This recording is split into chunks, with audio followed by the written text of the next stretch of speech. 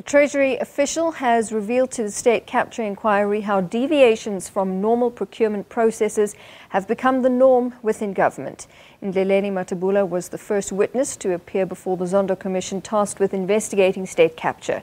He also acknowledged that there were gaps in Treasury's regulatory framework and called for a special tribunal for officials abusing the tender system.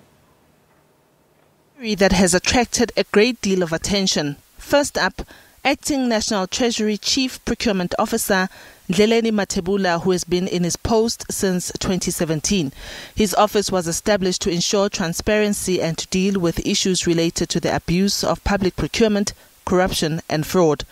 Mathebula explained procurement processes in great detail. He said government was the biggest procurer of goods and services, spending in excess of 800 billion rands every year, but that the procurement system was being abused. What has been happening in the past years, I'm sure one could always ascribe at least more than 50% of these infractions to intentions to abuse the system. In the same breath, he acknowledged that there could be gaps in Treasury's own regulatory framework.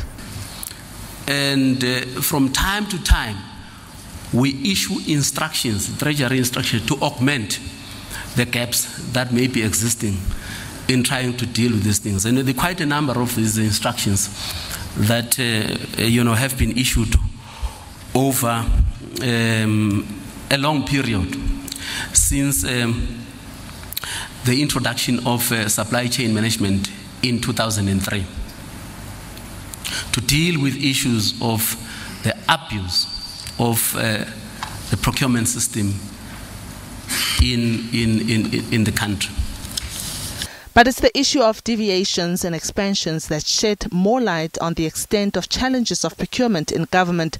While the law allows for deviations from procurement processes, Mathebula said this had become the norm. When we made this provision in the Treasury regulation,